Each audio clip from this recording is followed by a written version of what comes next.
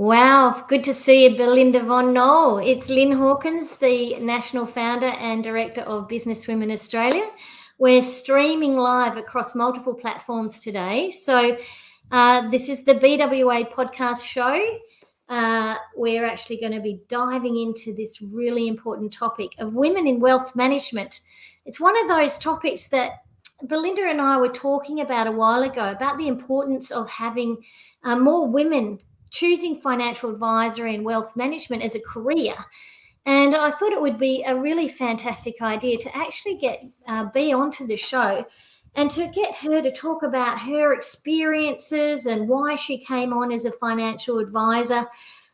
We've got this multiple issue particularly in Australia, not getting enough female advisors in, and they do particularly well when they are in these roles. But also the women that are in executive entrepreneurial roles quite often actually not prioritising the decision to do, their financial planning, their wealth management. They're often giving so much of themselves to others that we really are looking at ways of engaging women to prioritise their own financial planning pathways. So we're going to cover a bit of that today as well. But also, just to give you a little bit of background about Belinda, she really is a no-nonsense financial planner. I love the way she actually provides really sage advice that's very clear and very easy to understand. She's actually been in this space for a long time, but she started out doing a Bachelor of Arts in Comparative Literature. She's actually a specialist in the self-managed super fund space. Although we were just chatting earlier on, she's got a massive book and building up her team, and she was saying they're not all self-managed super funds, so it's really across the board. She's been working in this space since 1990, so has seen a lot of change. It's been one of those industries that really has been hammered over the years in terms of more and more governance and compliance for very good reason. But in some ways, I think that has meant that there's been a lot of financial planners that have left the industry, and those who might have been thinking about going into financial planning are really thinking, well, it is a lifelong commitment to staying accredited and staying on top of your skills and profession, much like a chartered accountant and those in the legal professions. So it really is an investment in life to be a specialist and to be a knowledge expert in this field. In 2022, last year, Belinda was recognised in the Australians' top 100 financial advisors in Australia. I remember being in bed, having a cup of tea, opening up the paper and seeing that, taking a photo and sticking that up on Business Women Australia. I was so proud to read of that accolade because it is really well deserved. So I'm over to you, Belinda. I know you do things outside of work too. In the past, you did some mentoring through Youth Focus, and you've recently joined the board of Claremont Therapeutic Riding Centre, which sounds fantastic. And you love hanging out with your family, particularly your niece and nephews. So I know you and I also enjoy a lovely drop of wine, usually 3 drops. We're looking forward to the sumptuous splash that's coming up in the wine tasting world of BWA. But tell us, Belinda, tell us about this career decisions. Why did you choose to be a financial planner, especially considering you'd done this kind of literature?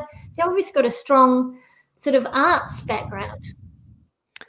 It's even more bizarre than that, because I went to university to become a vet and ended up doing a degree in literature with a bit of politics and economics and philosophy and pretty much everything, and quite a lot of wine, to be honest. And then graduated and realised that I had no idea what you could do with a literature degree. And I was lucky enough to get hired by AMP at the time, and they had a graduate program. I then got chickenpox on my first day. It went away for 2 weeks, and by the time I came back, that job had ended, and they sent me along to the superannuation area. So that's actually what started my career in financial services. It was completely accidental. So I didn't choose to go into it, but I dealt with financial planners whilst I was working at AMP.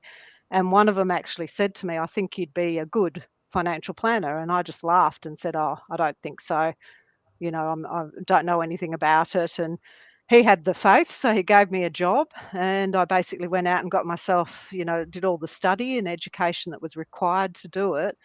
And my career grew from there. And it turns out he was spot on because I absolutely love it. I love dealing with people. And you also get the bit where you get to use your brain a bit as well. So it's, a fascinating job, but it was a completely accidental career. And what do you love about it most? I mean, is it the people aspect of it that you love? Yeah. Yeah, well and truly. I mean, I'm really, really lucky in that I've got a great client book, and I love hearing their stories and seeing their progression through life, finding out what, they really want to achieve in their lives, what matters to them, and then helping them do it. And also, I'm just really lucky to work with a great team of people here. So, I actually can genuinely say I enjoy getting up and coming to work, which, is I get laughed at times, but it really is an interesting job. And you also, as I said, get to use your brain. You've got to figure things out and come up with different strategies and solve problems, and I do all sorts. So, and I also love the fact that you can help people where, one of my pet hates at the moment is, the way everything's progressing so fast with technology, and there's a lot of our older generation who can't handle those things, and being able to help them out, in that area as well. And yeah, so it's fascinating. So those being able to work in a team, being a really good people person, having a lot of empathy and emotional intelligence would be really important in these kind of roles, wouldn't it? Yeah, look, I actually think that's where women add so much value, in that they are very good normally on the empathy side. And I think financial planning, to do it really well, yes, you've got to have the skills. It is a profession. You've got to remain educated. But there's no point in having any of that if you can't listen and understand what people are talking about and be empathetic to them. And, that's actually what builds the trust and the long-term relationships. And I think women do that particularly well. I think they're very good at listening. And I know I'm generalizing because there's obviously a lot of fantastic male financial planners as well, but I just think we need more ladies in the industry. And I'm very proud that I've got a few on my team as well. I was going to say that at Shadforth Financial Group, there's quite a few wonderful women. We've got Shane Summer coming up, hosting an event in our Sydney chapter, and really looking forward to that on the 1st of June. So anyone who's listening here that's from Sydney, we'd love to see you. Just jump onto the Business Women Australia website, into the events calendar, and there's all the details there for the 1st of June with fabulous Shane. Then that's what I've loved about the incredible support that Shadforth Financial Group has given Business Women Australia over the years. I think it's been wonderful to have that sort of integrated program where we can actually bring so many women across different executive and entrepreneurial sectors into a financial planning firm, not just to do connections and networking, but to actually improve our financial literacy and learn some really interesting things that really do make a difference in terms of our own wealth knowledge. So in terms of, they say there's only 16% of Australians are engaging a financial planner. I mean, that just astounds me across the board. And I imagine it's for, in terms of women, to be even less.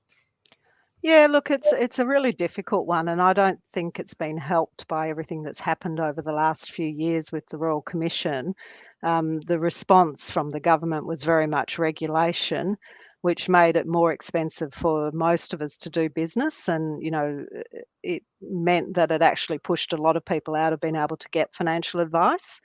So Michelle Levy's done a paper at the moment, which is with the government, that has some really, really intelligent suggested changes where, people will be able to get advice initially from things like their super funds for the more basic things until they're at a stage where they can use a financial advisor. So I think hopefully, they'll adopt her recommendations, and that'll allow access for many more people to financial advice. So yeah, I'm hoping it'll change in the future. But you are correct, it's a low number at the moment. Yeah, look, it really is an issue. And I think that a lot of people leave it very late. Although, a lot of the financial advisors in our network say it's never too late to actually engage a financial advisor. No, that's very true. And I mean, I mean, I always make the joke that we like to go through all cycles of life with people, and the job doesn't end until, unfortunately, they're gone, and then you help the family through that process. So it's never too late. Yeah. I actually think one of the things that we add value on is having someone that they can trust in, who provides support to them through all phases of life. And, as you're going through the aging process, there's its own challenges in that. And it's nice to have someone who can support you through that you've worked with for many years. So no, it's never too late. Yeah, it's never too late. And, I can just hear that the amount of trust and closeness that you must end up having with your clients as you go through those different phases. I mean, it's even more so than perhaps even the GP. Only go to the GP when you're sick, but your financial advisor's there through every different sort of milestone. Yeah, no, on top of that, we have a privacy requirement in that we cannot tell anyone else anything about them. So they know they've got an environment where they can come in and tell you anything, and it isn't going any further. And people value that. So you hear all sorts that has nothing to do with their finances, but they just need to talk through, and then sometimes does connect back to their finances. So yeah, it is an interesting relationship. It is. It's just sort of dawned on me that it would be amazing for some of the young emerging financial advisors to do coaching skills even, because that really would be helpful. I'm sure that there's a lot of coaching tools and techniques that you'd incorporate in your own professional development. Yes, definitely. Definitely. So what does a financial planner actually do for those large percentage of people that will be listening either to our live stream now across LinkedIn, across Facebook or YouTube, or those who might be listening to our recording? Tell us what a financial planner actually does. Where do you start, and how often do you check in with clients to make sure you're still on track? What does it involve? So every relationship starts at the beginning with us just finding out about what people are actually trying to achieve. What are their goals and objectives? Where do they want to end up? Where do they want to retire? What do they want to live on? Do they want to buy a boat? Do they want to have holidays every year? It's different for every single person. And then we look at all their finances and where they're currently up to see if they're on track, what they need to change, or what strategies we can suggest to help them move towards their goals. So, once we get the plan in place, it literally is a starting point that moves every single year. So at least annually, we meet with people to go through where everything's up to.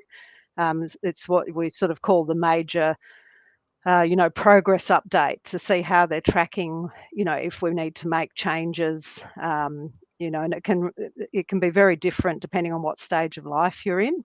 And then throughout the year, there's sort of an ongoing process of things happen that affect particular people. We're talking to them, or if something happens where they need help, they're talking to us. So we're not when you go to an accountant, you go once a year for your tax. We're not like that. It's a full service that is for the whole year, and depends on exactly what's happening in your life as to how often we make contact and meet.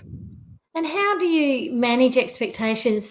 For example, I would love to buy a boat and go on a holiday every year, and it's quite possible that my superannuation and investments might not allow me to go to stay in all the ritzy places that I can afford right now. How do you manage those kinds of expectations? Well, that's sort of part of what we do, because effectively, I always say to people, the hardest thing that we try and find out is what they spend.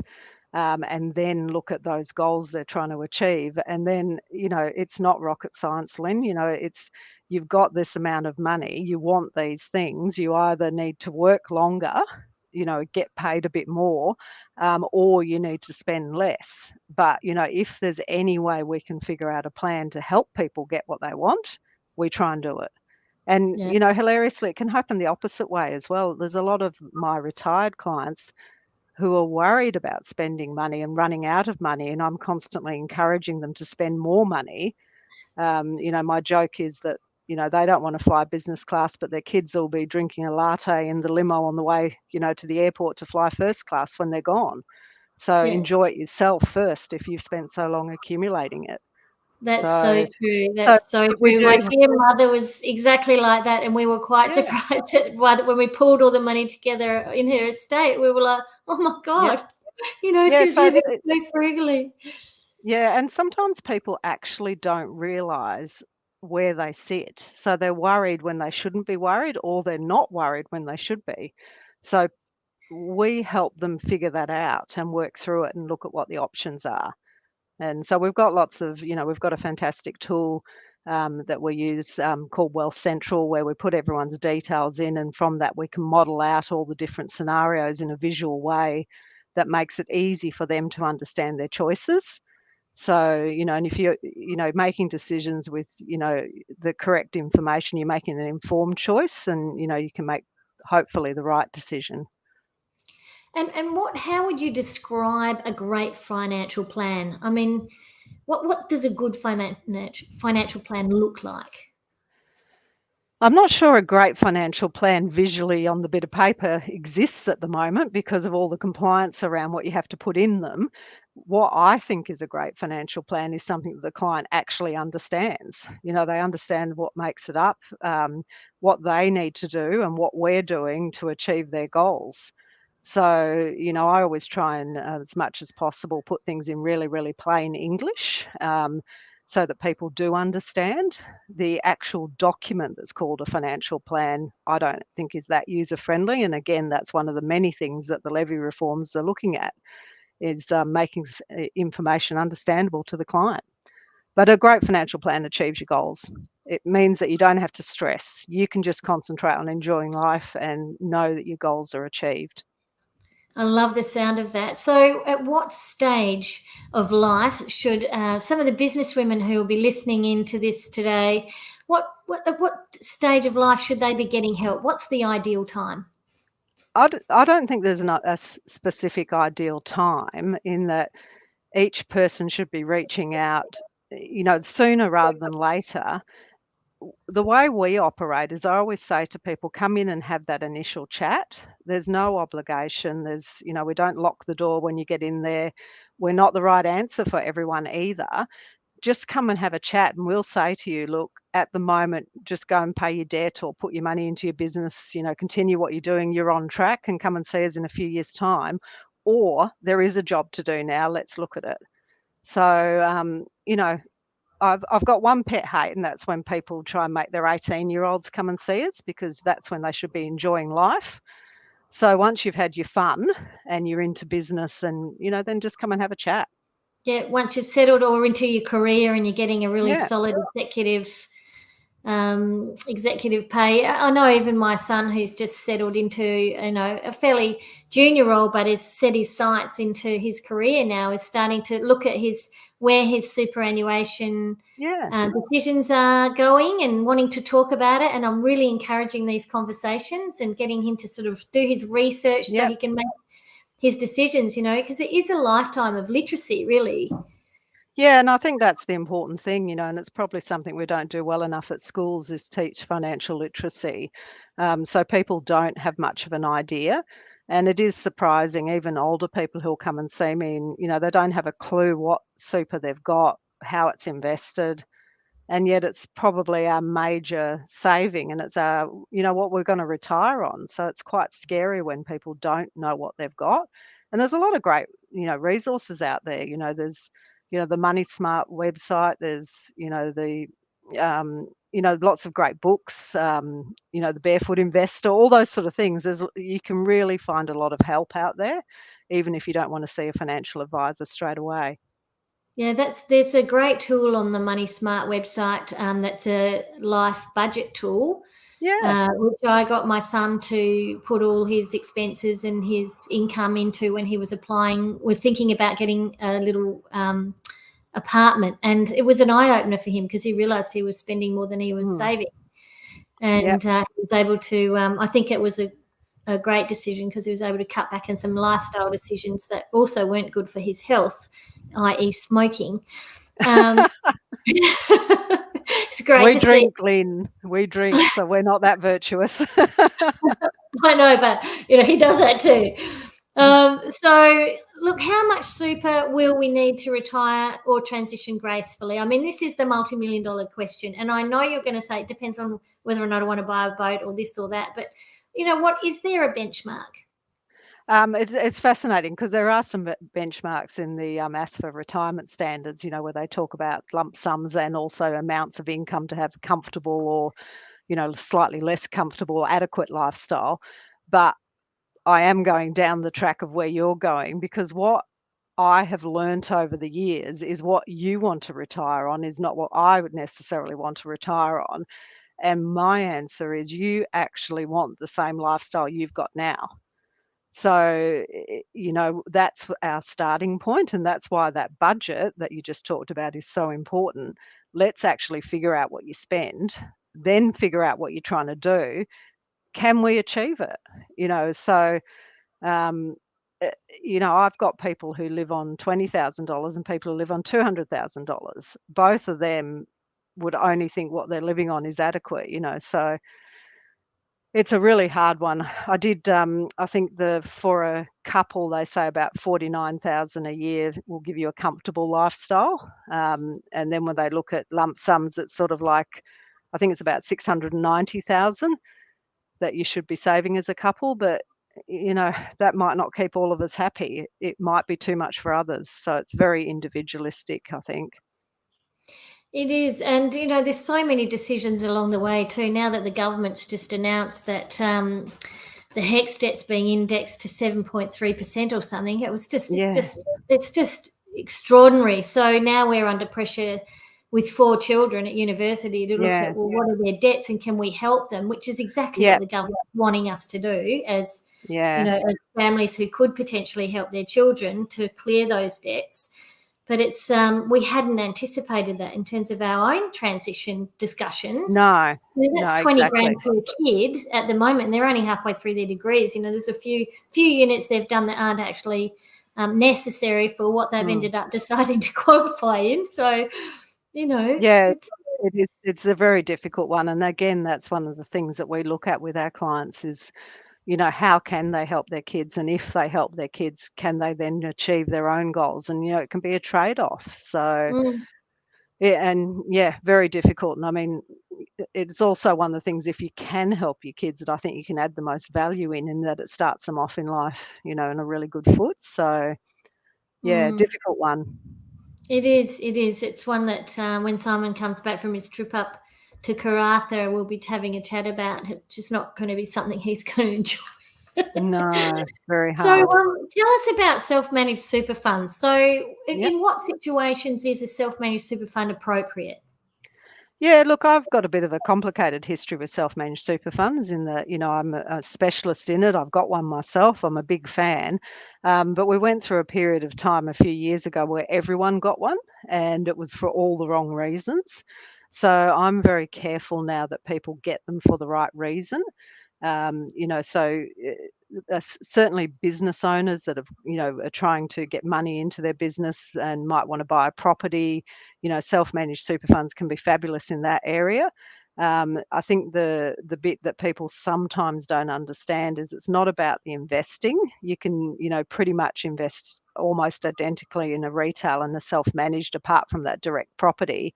It's having the skills to be able to run your own fund and understanding the superannuation legislation, and not everyone understands that. Again, however, there's lots of really good resources if that is something that does interest a person. The ATO website is fabulous. The Self-Managed Super Fund Association has a lot of guidance and help, and they can be really valuable, but you just got to do it for the right reason. And unfortunately, as I said, there's some that were set up for wrong reasons. There's still property spruikers who try and get people in them and have gearing and all sorts of things that are not appropriate for people, with lower balances. So I think it's just one you've got to look at carefully, and it's definitely one that I would suggest to people that they seek advice on it so they fully understand what they're getting into. Yeah, absolutely. I can remember working in the accounting industry, in my when I was in the marketing business development role, and I was very concerned about the number of families setting up self-managed super funds without any knowledge of how to run their own fund. Yeah, and the ATO now has got on top of that. And so if people try and set up funds, they'll actually ring them and give them a bit of a test on their knowledge. And I suspect a lot of people in the old days would not have passed the test if they got rung. But, that didn't exist then. So, so I do have a lot. I have a lot of clients who have them. Self-managed is almost a misnomer because they then pay me to help them manage it. But they love them. So, and they're there for a good reason. And tell me, just in reflecting on this stellar career that you've had, what's been one of the biggest highlights, or what fills your cup? I hate to say it, but the highlights for me is when you have something with a client that goes right, where they have a goal that you achieve, or, one that I actually get a lot of joy at indirectly is, when people unfortunately for some reason get thrown into having to look after their own finances without the knowledge, and helping educate them so that they get to the stage where they're comfortable running their finances. Um, or being able to help a family when they're dealing with something like aged care, which is quite challenging and difficult, and you help them through that process to make it smoother. So making my clients happy is what I get the most satisfaction out of. And, you talked at the beginning about me getting into the top 100 advisors. What gets me more excited is when I get, we have a client survey each year, and they give their feedback on whether I look after them properly. If I get a great mark in that, that excites me, because that means, I've done my job well. So, yeah. So That's just gorgeous. helping people get there. Amazing. And okay, we're looking forward then. What about the next 5 years for you? What are your plans? What if we're going to be chatting on here in 5 years' time? What's the lay of the land look like for you? It's changing a little bit in that we've now, I think I mentioned at the beginning, it might have been before we started, that I've now got a team working with me. So we've decided within the firm to go down the pathway of having a few smaller teams where you have a few advisors, and then you have the technical associate advisors who are the up and coming new advisors, and then your client relationship managers, and you work in a team. And that excites me because it's a lot of fun having people there to bounce ideas off and to help out. And, the thought of being able to go on a holiday and have someone look after my clients rather than me dealing with it when I come back excites me. Fantastic. Zero plans to retire as yet, because I love the job and probably spend too much time here. So I don't know what I'd do anyhow. So I'd need to work on getting other hobbies. So yeah, just growing my team, seeing them succeed will make me really happy. And, looking after my clients. So more of the same. I'm pretty boring, Lyn. I love that though. I just can see the spark that you've got there around, this lovely sort of the mentoring and the succession, of this next generation coming through. Isn't it wonderful to see these young guns just taking on these challenges and seeing them grow and develop? Yeah, it's fabulous. So, and as I said, I've got a couple of ladies on my team, and that makes me even more excited that they're the next generation. So they And replace me. are you looking at filling any more roles at Shadforth? If there's any ladies out here listening thinking, gee, I'd love to work with someone like Belinda and Shadforth, should they Call be? us. Yeah. Call us. It is a great career, it's a profession now, which is one of the great changes that's happened over the last few years, in that they've brought in appropriate education. Our firm always supported people being educated and continuing their education, but not everywhere did. And so I think it becoming a profession now means that it can only go ahead and become more and more successful. And I think it is a great career. It's not easy, but there's a lot of really big rewards in, what you can do for your clients, and by doing the role. So I'd encourage people, come and talk to us. I think more and more girls are studying in uni, so we should have a whole lot more coming through. I wish I'd done it. I didn't even know about it. It's one of those things. Neither of my parents were university educated, and it was my dad had died when I was 16, and my economics teacher encouraged me to do commerce. And I was just very lucky. I found, marketing and strategic management, organisational planning and change, because I didn't really didn't find accounting particularly exciting, and economics I didn't mind, but I didn't even know about the financial advisory side of things. I don't even know if it was a major or even a No. stream in those days. Well, I didn't study it either, Lyn. I did the literature and then I did it as a graduate diploma because I fell into the career. So Yeah. it's never too late, but I would suggest to people you do have to start a bit younger because you build relationships with your clients and, you Yeah. want to be there through their life. So, I think people would struggle a little bit to, if you started the career at age 65, because they want a lifetime relationship with you. Absolutely. Yeah. And is it generally through a university pathway now? Yeah, it is. So Yeah. everyone has to have the equivalent of a university degree now. So they do that first and then they have a professional year. So I've got a young guy in my team who's doing his professional year now. So, he's got all the technical skills, but he has to learn the human skills. So that's part of the professional year. They come into meetings and learn how to deal with people and read people and do the empathy, etc. So yeah, there's a process. Fantastic. Anyone who's got a background in hospitality would have a head start there. Exactly. I actually think the people skills are the most important because you can learn technical skills and you've got a lot of support on the technical skills. But if you haven't got the right people skills, it's difficult to learn that, except through age, and learning over time. Well, that's what we hope anyway. Some might argue that some people still haven't learnt it at the end of their careers. Very so true. when you look back on some of the challenges and the lessons that you've learnt along the way, what's been the sort of standout things that you've learnt? Can't keep everyone happy. That's probably more from the people you work with, that I've learnt that it's I've learned never to judge anyone doing a job unless you've done it yourself. So, everything looks easy from the outside, and when you actually try and do it, can be more challenging. So, I do think it's difficult to keep everyone happy, and even from a client point of view. I mean, most of mine, I find a way that we can be on the same, at the same place at the same time and on the same agenda, but sometimes you don't fit with everyone. So I had this naive view that you could keep everyone happy, and I don't think that's doable. I know, it's very true. It really does depend on the person. Some things in life, some people there's nothing that's going to make them happy at the end of the day until they do that work on themselves. I do think that's one thing we all need to learn, though, is how lucky we are to live here and be a bit more grateful. Absolutely, I agree. I often think about that. I think, we live in a bit of a bubble here, particularly on the West Coast. I mean, we've got listeners here that are all around Australia and some coming in from overseas. So, but for those of you who are overseas, you've got to move, try and get to Australia. We have a big skill shortage. We need more people. We do need more people.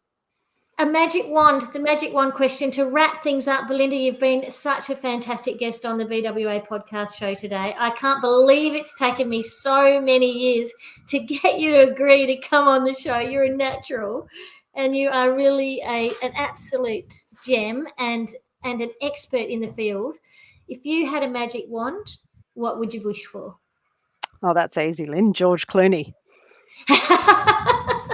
Well, I'm still single. I'm waiting for him. I love it. George, if you're listening to this, I'm not sure. I've got a really good divorce lawyer I can introduce you to. I had hope when he was with the blondes, but now he's with an extremely intelligent lady. I think I'm probably going to be waiting a long time. I think we better set our sights on someone single for you, B. Nah, George it is. George in a good red. Oh, I love it. I just, that's so funny. I think there's a massive big cutout of George Clooney somewhere around town. I saw it at the Mile store a few years ago. We must try and track that down. You need to find that for me. I want that in my office. Well, thank you, Belinda Knoll. It's an absolute pleasure to have had this deep dive in with you. I hope if there's any women out there who are thinking about their careers, who are interested in becoming a financial planner, that this has been encouraging and inspirational for you to join. And for those of you who have been putting off your own financial planning, whether you're an executive or professional, whether or not you're a business owner, or you're just starting out in your career, now is a good time to actually think about your wealth creation and your wealth planning. It's the sooner you do it, the better. Even if it's later in life and you're at that starting to think about transition, really set some time aside, reach out to Belinda and book in a time. She's got a fantastic team, and I'm sure they would love to hear from anyone who's interested in either joining the team or getting advice. Thank you, Lyn. I really appreciate your support and for persevering on getting me on here, because I know I wasn't willing. You were, but I'll see you at the BWA Sumptuous Splash when we're doing our wine tasting next month. And between now and then, everyone, good luck. If we're heading to the pointy end, to the end of the financial year, I know this is a really busy time for anyone that's in business. So all the best. Leanne Jeffries just popped into the chat. Belinda von Knoll Gold, we'll keep an eye out for George Clooney for you. Thank you. I'm happy now.